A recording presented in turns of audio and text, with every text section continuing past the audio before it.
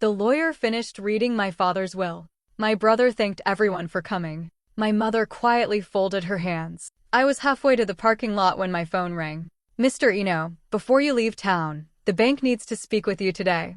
The voice sounded calm, but something told me the story wasn't over. My name is Eno Moyo, a 38-year-old project engineer. For 12 years, I carried my parents through their hardest seasons. When my father's construction company collapsed, I quietly became the family's financial backbone. Every mortgage payment, every hospital invoice, every overdue utility bill, I handled them without expecting recognition. My younger brother, Camagilo, stayed in our hometown and spent more time with our parents. While I worked across the country, everyone praised him for always being present. I never imagined that after my father's funeral, I would discover how differently love and gratitude had been measured. The lawyer opened the file and began reading my father's will. Everyone in the room sat quietly, waiting to hear his final wishes. I looked at my mother. She held her hands tightly together and kept her eyes down. My younger brother, Camagilo, looked nervous, but said nothing. Then the lawyer started listing everything my father owned. The family house would go to Camagilo. The farmland that had been in our family for years would also belong to him. My father's savings, investments, and every valuable asset were left to my brother. I waited, thinking my name would come next. Instead, the lawyer paused, looked at me, and placed an old leather briefcase on the table. "This is for Eno," he said quietly. That was all. No money, no property, no explanation. I stared at the worn briefcase, unable to understand what had just happened. For 12 years, I had paid my parents' bills without asking for anything in return. I had covered hospital costs, mortgage payments, and every financial problem they faced. Yet, now it seemed as if none of that mattered. I slowly looked at my mother. Tears filled her eyes, but she stayed silent. She did not defend the decision or explain it. Camagilo thanked everyone for coming, but I could barely hear his voice. My heart felt heavy, but I refused to argue inside the lawyer's office. Fighting would not change my father's words. I stood up, forced a small smile, congratulated my brother, picked up the old leather briefcase, and quietly walked out. As I reached the parking lot, I wondered if my father had truly forgotten everything I had done for our family, or if there was a reason that nobody had told me. At that moment, I believed my story had come to an end, but I had no idea the biggest truth was still waiting for me. I placed the old leather briefcase on the passenger seat and started my car. My mind was full of questions. I still could not believe everything my father had worked for had been left to my younger brother. I sat there for a moment, trying to calm myself before driving back to the city. Just as I reached for the steering wheel, my phone rang. I almost ignored the call because I did not recognize the number, but something made me answer it. A polite woman introduced herself as a senior relationship manager from my father's bank. She spoke calmly and asked if I could visit the branch before leaving town. I thought there had been a mistake with my father's accounts, so I quickly asked if the will had changed. She kindly told me that it had nothing to do with changing the inheritance. She explained that my father had left special written instructions many years ago. Those instructions said the bank could only release certain private files after confirming my identity, and only after his estate had been officially settled. She could not tell me anything else over the phone because she had to follow my father's exact wishes. Her careful words made me stop thinking about the inheritance for a moment. If this was not about money or changing the will, then what had my father wanted me to know? I thanked her and promised I would come to the bank that same day. As I ended the call, my anger slowly turned into curiosity. For the first time since the funeral, I felt that maybe my father had not forgotten me after all. Maybe the old briefcase and this unexpected phone call were connected.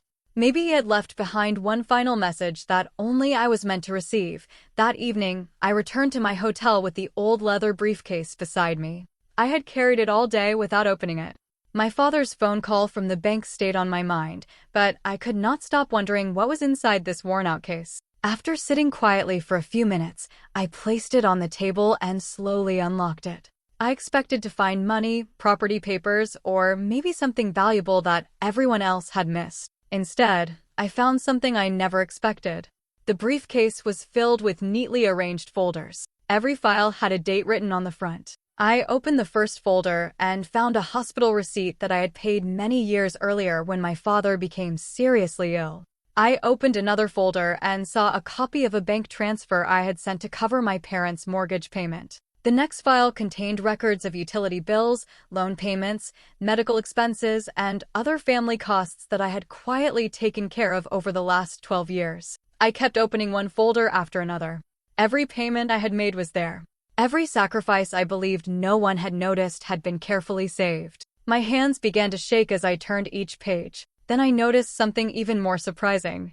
Attached to every folder was a small handwritten note from my father. His writing was clear and easy to recognize. Next to one hospital bill, he had written, "Eno paid this without telling anyone." Beside another payment, he wrote, "My son carried this burden while asking for nothing." Another note simply said, "I will never forget this day." As I read those words, my eyes filled with tears. For years, I had believed my father never truly saw everything I had done for our family. Now I realized he had noticed every single sacrifice. At the bottom of the briefcase was one final envelope. It looked newer than the others and was completely sealed. Across the front, in my father's handwriting, were simple words that immediately caught my attention. "Open this only after speaking with the bank." I held the envelope in my hands for several minutes. I wanted to open it right away, but I remembered the woman's phone call earlier that day. My father had left these instructions for a reason. I carefully placed the envelope back inside the briefcase, knowing that whatever waited inside could finally explain everything I still did not understand. The next morning, I arrived at the bank earlier than my appointment. I carried my father's leather briefcase with me and walked into the manager's office. The same woman who had called me the day before greeted me with a kind smile and asked me to take a seat. After confirming my identity, she unlocked a cabinet and carefully placed a thick confidential file on the desk between us. She looked at me for a moment before speaking. "Your father asked us to give this to you only after his estate had been fully settled," she said. He was very clear that this meeting could not happen before the reading of his will. My heart started beating faster. I knew my father had planned something, but I still had no idea why. The manager opened the file and showed me several signed documents. She explained that many years earlier, after my father's construction business had failed, he came to the bank alone. He was worried about the future and wanted to prepare for the day when he would no longer be there to protect the family. During that meeting, he created a financial contingency plan. It was not only about money. It was about our family and the responsibilities we carried.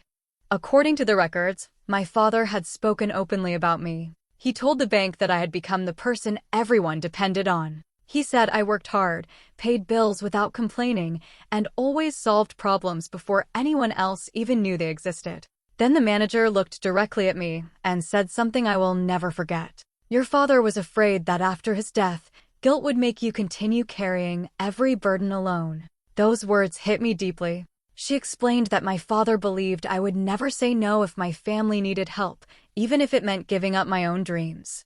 That was why he gave the bank one unusual instruction. No one was allowed to contact me until after the will had been read and the estate was settled. He wanted me to hear the full truth when I was alone, without pressure, without arguments, and without anyone expecting an immediate answer. He wanted my next decision to be completely mine, not one made because of guilt or family expectations. At that moment, I realized my father had been protecting me in a way I had never imagined. That evening, after leaving the bank, I returned to my hotel with more questions than answers. Everything I had learned about my father had changed the way I looked at the inheritance, but I still could not understand why my brother had received everything. I had just finished reading my father's notes again when someone knocked on my hotel room door. I opened it and was surprised to see Camagilo standing there. He looked tired and nervous. For a few seconds, neither of us spoke. Then he quietly asked if he could come in. I stepped aside, and he slowly entered the room. Camagilo sat down and looked at the floor. He was not smiling. He was not proud. He looked like a man carrying a heavy secret for a very long time. After a long silence, he finally spoke. "I'm sorry," he said softly. "I should have told you the truth years ago." I looked at him without saying anything. He took a deep breath and admitted that our father had spoken to him about the inheritance several years before his death. At first, I felt my heart sink. I wondered if they had planned everything behind my back. But Camagilo quickly shook his head. He told me that Dad had never called him the favorite son. In fact, the conversation had been very different. Dad had told him that after losing the family business, he had noticed something important. I had learned how to survive difficult times. I had built my career again, handled pressure, and always found a way to move forward. But Camagilo had never faced life on his own. He depended on others too much and struggled whenever things became difficult. Dad feared that if he left nothing to Camagilo, he might never recover after losing him. The house wasn't a prize, Camagilo said with tears in his eyes. Dad said it was a safety net because he was worried I wasn't strong enough yet. Then he looked at me and repeated words that Dad had told him years earlier. Your brother already owns something no one can take away from him. He knows how to stand back up after every fall. Hearing those words filled my heart with mixed emotions. Part of me still felt hurt because I had carried the family for so many years. But another part of me finally understood that my father's decision had not been based on love or favoritism. It had been based on what he believed each of his sons needed most. For the first time since the funeral, I began to see the inheritance through my father's eyes instead of my own. After Camagilo left the hotel, I sat alone for a long time. His words stayed in my mind. For the first time, I understood that my father had not made his decision because he loved one son more than the other. He believed he was protecting both of us in different ways. I slowly reached for the leather briefcase and took out the sealed envelope that had been waiting for me. My hands shook as I carefully opened it. Inside were several pages, all written in my father's familiar handwriting. It felt as if he was sitting across from me, speaking directly to my heart one last time. The letter began with an apology. My father wrote that he knew his decision would hurt me deeply. He knew I would probably feel forgotten after everything I had done for the family. He thanked me for every hospital bill, every mortgage payment, every loan, and every sacrifice I had made without asking for praise or reward. He admitted that he had seen everything, even the things I believed no one noticed. He wrote that he had always been proud of me, not because of the money I earned, but because of the person I had become. Then the letter explained why he had not divided the estate equally between me and Camagilo. He believed that if both of us received the same inheritance, money would become a reason for arguments and hidden resentment. He feared that our family would slowly fall apart after his death. He wanted to avoid a future where two brothers spent years fighting instead of caring for each other. Whether he was right or wrong, he made the decision with peace in mind, not favoritism. Near the end of the letter, my father asked me only one question. It was simple, but it stopped me completely. He wrote, "Will you continue helping your family because you truly want to, or because you feel trapped by responsibility?" I read that sentence again and again. I had spent 12 years paying bills, solving problems, and putting everyone else's needs before my own. But I had never asked myself why I kept doing it. Was it love? Was it guilt? Or had helping everyone become something I believed I could never stop? As I folded the letter, I realized my father had not left me a final command. He had given me the freedom to choose the life I wanted from that day forward. A few days later, I returned to my parents' home. Everything looked the same, but I felt different. After reading my father's letter, I no longer carried the same anger, yet many questions still remained. My mother was sitting quietly in the living room when I arrived. She smiled gently and asked me to sit beside her. For a few minutes, neither of us spoke. The silence between us felt heavy. Then she reached for my hand and held it tightly. I could see tears forming in her eyes before she finally found the courage to speak. She told me there was something she had wanted to say for a long time. She admitted that when my father first shared his plan for the inheritance, she strongly disagreed with him. It was not because she believed he was being unfair on purpose. She understood why he wanted to protect Camagilo.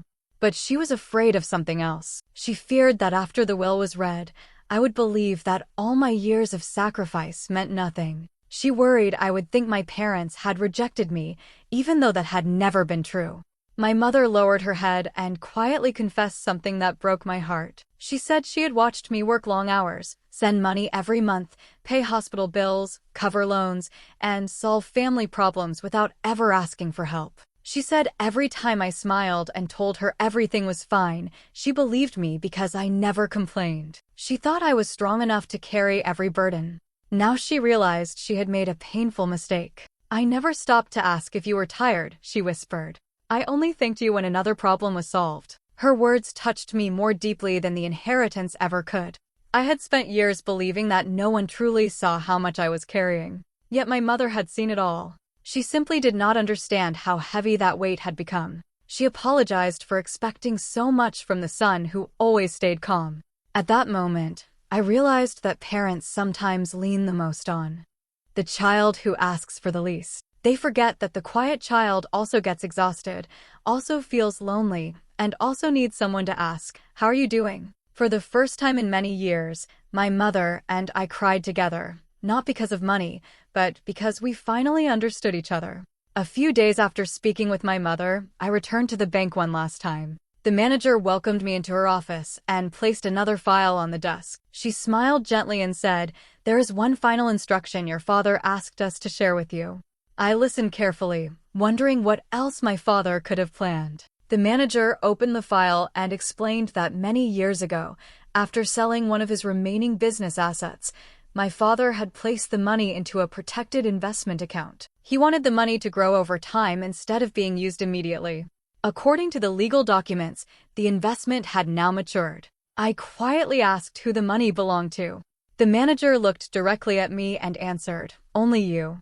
I was surprised and quickly asked if my mother or Camagilo knew about it. She gently shook her head.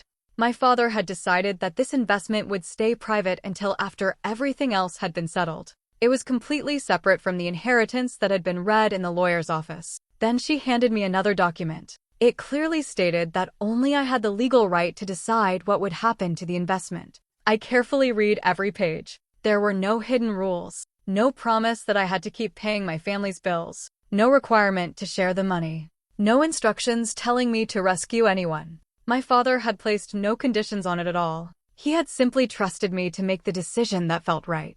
That surprised me more than anything else. For 12 years, almost every financial decision I made had been for someone else. Every paycheck, every bonus, and every saving had been connected to my family's needs. I had become so used to carrying everyone that I no longer thought about what I wanted for my own life. As I sat there holding the documents, I realized something had changed. For the first time in many years, nobody was asking me to solve a problem. Nobody expected me to make another sacrifice. There was no pressure, no guilt, and no fear.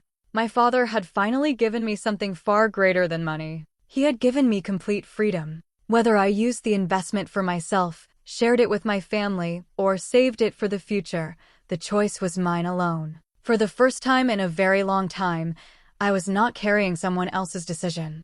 I was carrying my own. Instead of making another decision by myself, I asked my mother and Camagilo to meet me at the family home the following weekend. They both agreed without asking many questions. That evening, we sat around the same dining table where we had shared so many family meals over the years. This time, however, we were not there to remember the past. We were there to decide how we would live as a family from that day forward.